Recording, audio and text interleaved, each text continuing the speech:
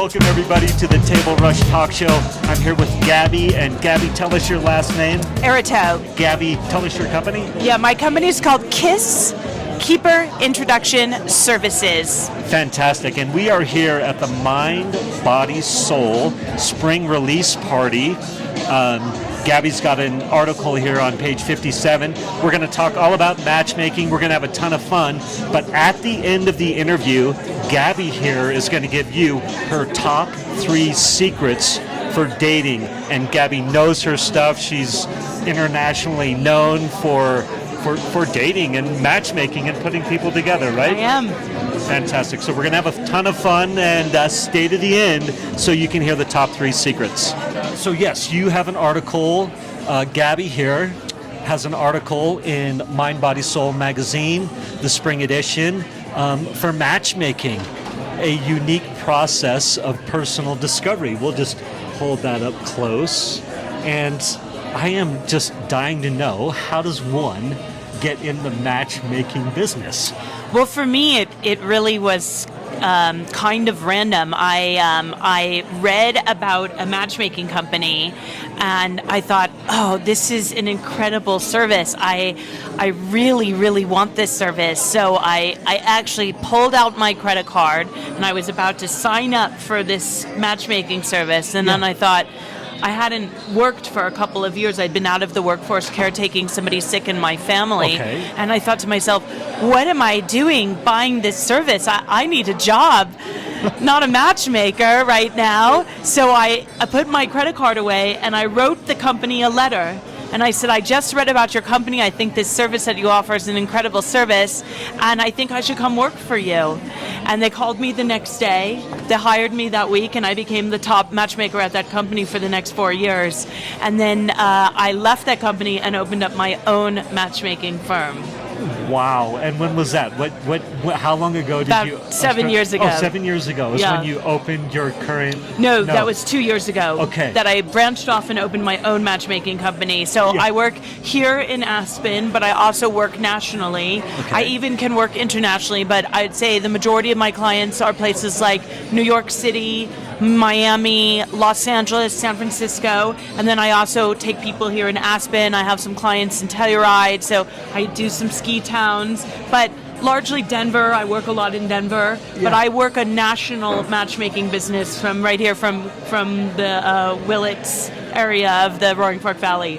That's amazing. And do you have a specific niche within this territory? Like who's your favorite to matchmake?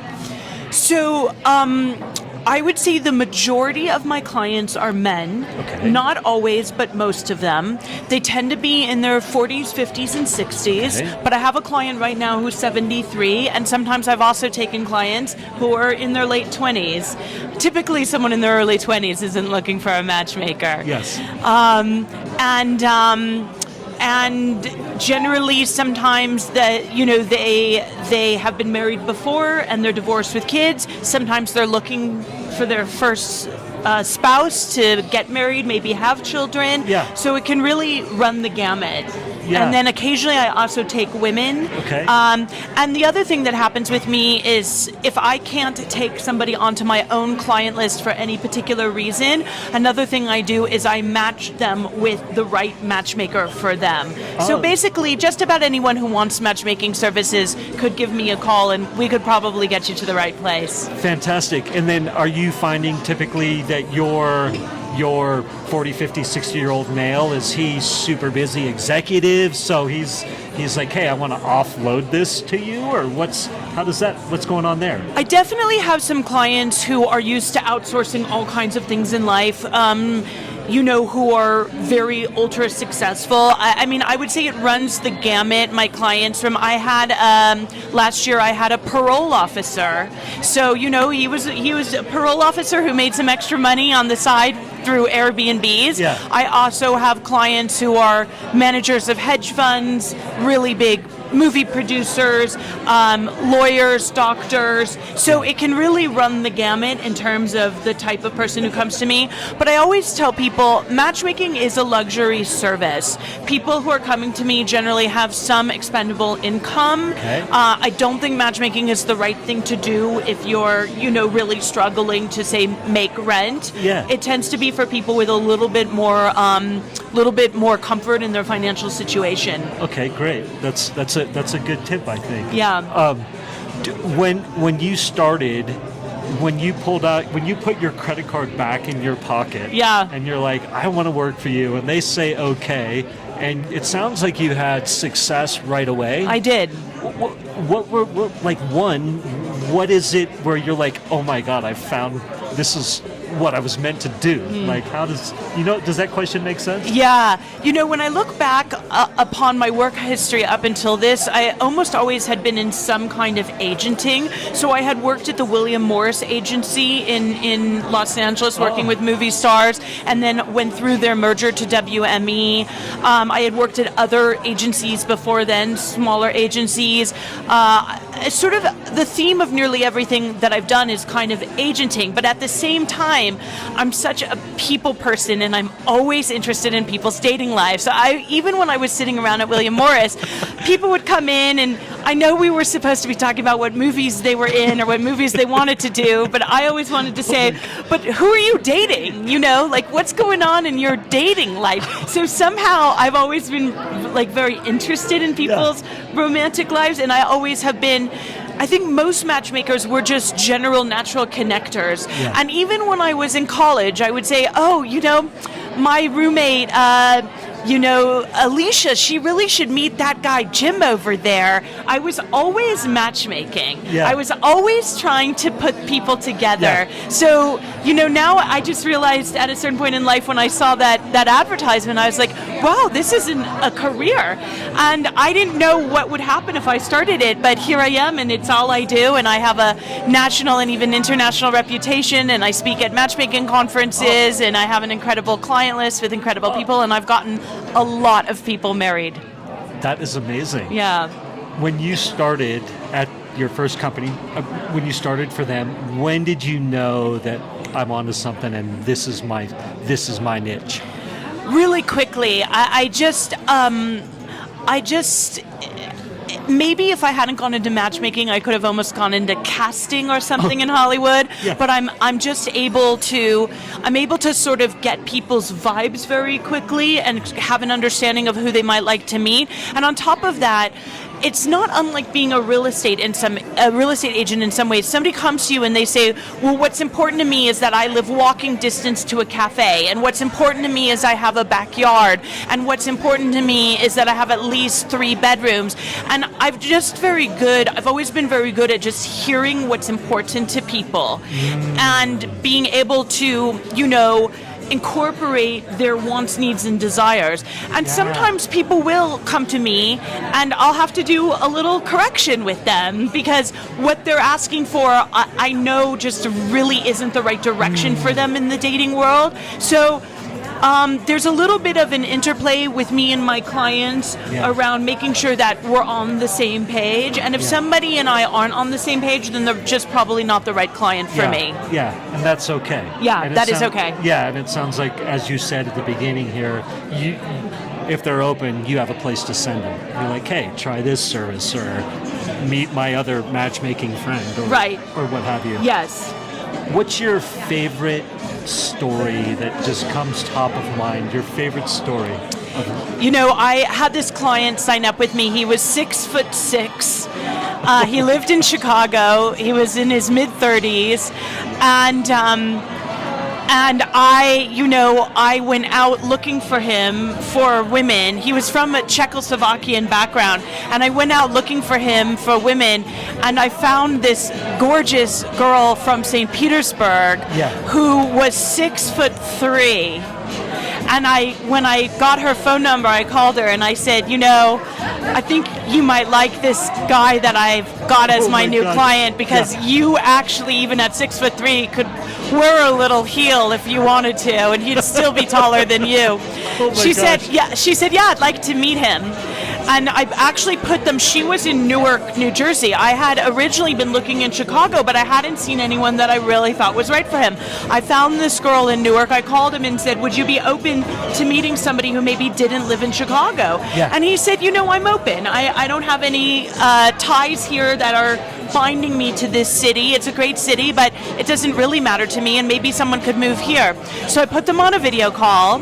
He flew to Newark the next weekend. He flew her to him the following weekend. And 9 months later, they married in a cathedral in Portugal in the most absolutely gorgeous wedding. And I'm friends with them on Instagram, and I see all of their beautiful pictures, their walks that they take, and their dog that they have. And I tell everybody that if they have a baby, and I think ultimately they will, she was in her early 30s, I think that that child will very likely be a basketball player, and I really think I should get some season tickets for that one. Absolutely. And then I'm going to ask you one or two more questions, but before we do that, where can everybody find you? What's the best place? So I have a website. It's Keeper Intros, like you're my keeper. I call my company KISS, Keeper Introduction Services. So keeperintros.com. And the nice thing too about me is that there's a way that people work with me, which is 100% free as well, which is if you go to my website, you can enter my database, and it's 100% free. You don't have to give me anything. And then you're in my network, so that when I have a client come to me, the first place I look is within my own database. And so sometimes someone will go into my database, and then 4 months later or 6 months later, I'll call them and say, someone just signed with me, and I've been looking at your profile, and they'll get set up with my client, and the whole thing has cost them absolutely nothing. The only thing about going in that way is there's no guarantee that you'll get a date through me. Okay. If you want a date through me, you have to get onto my client list. Okay. So there's free entry, and then it's almost like an upgrade, or... Yeah, and then there's actually being my client, who I'm working on behalf of finding that client dates. But I always need a database, and you never know.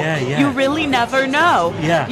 It's always surprising to me who enters my database, that maybe I look at when they first enter and I think, I don't know if I'll ever be able to send that person out. But lo and behold, 8 months later, they're the person that I'm calling. So for people who aren't ready to have a matchmaker working on their behalf, it's, you behoove yourself just to go on into my database. Why not? But why not? You have to be single. You have to be single. You can be separated. Okay. In the midst of a divorce, that's okay. Okay. But you have to be living separately. Okay. And you have to be single to work with me. Okay. Period. End That's of right. story. End of story. Okay, very good. You have to be single at least separated. And at least separated. Living on your own. And you have to be earnest and sincere in wanting to meet somebody and have love in your life. Yeah, cool. Yeah. I love that. Yeah. I love that. And then, again, we're at the spring Mind, Body, Soul magazine release party here at the wonderful, tell me again where we are. Capitol Creek Brewery. Capitol Creek Brewery, and you have written an article on, it's page 57, if anybody wants to go get it. There's the magazine. But quick, if you could tell me, for anybody who's out there dating and maybe they're not ready for a matchmaker service, or maybe they're doing both, what are your top 3 secrets for somebody who, let's say they're new to dating. They're like, I just left my relationship and I want to get back in the fray, or, what are your top 3 secrets? I think one of the most important things is people put a lot of pressure on themselves on a date, makes them very nervous, and there's all this focus around, well, is this going to be the person, and what are they going to think of me? And this is very much what my article speaks to. Okay. I think it's incredibly important to take your focus off of that, and if you just approach the date as, I'm a human being, connection is natural for human beings, and I'm going to go out, I'm going to meet another face of humanity, and I'm going to find the place that we connect. That's all it has to be. Really, that's all it has to be. And what's interesting is once you stop taking all that, that focus on, is this a person, and all the pressure that comes with it, and you just keep your focus on having a nice time and connecting, somehow a lot of that natural stuff will just fall into organic place for you. So I'd say that's number 1. Number 2, it is important to put your best foot forward when you date. Don't show up, sweaty after your workout without having, gone home. And not to say you have to wear a tuxedo or something like that, but, athleisure wear is nice. Some of what you wear really depends on where you're meeting. If you're going to meet at a place like a brewery, maybe some nice jeans and maybe a Patagonia and a nice sweater like the one that you're wearing. Yes. But people notice when somebody shows up on the date and there's been no effort put in. So make sure that you're groomed nicely and that you're dressed nicely, even if it's very casual, because otherwise it just sends a bad signal to the other person. I love that. What a great tip. Put Yeah. your best foot forward. Yeah. It doesn't need to be over the top, but make sure you put some effort into it to show that you're interested and you care. Yeah, I think that's good. It really does display also that you care about yourself, and everybody wants to be with somebody who takes care of themselves and cares about themselves. Let's see, another dating tip that I would have, trying to think, certainly show up on time. Being late is a big no-no. It's even okay to be a minute or two early. Nobody will penalize you for that. But don't show up too late. If you're going to be late for any reason, when you work through a matchmaker, I don't exchange contacts, so you have to let me know and I'll let them know. But if for any reason you're going to be late on a date, let them know before the date starts. In other words, if you're supposed to meet at 6 p.m., it's better to at 5:30 say, I'm really sorry, I'm running 15 minutes late. Don't do it after the start date. Make sure that if you're running late, you let them know in advance of the time. I love it. Fantastic. I think that is a great place to end.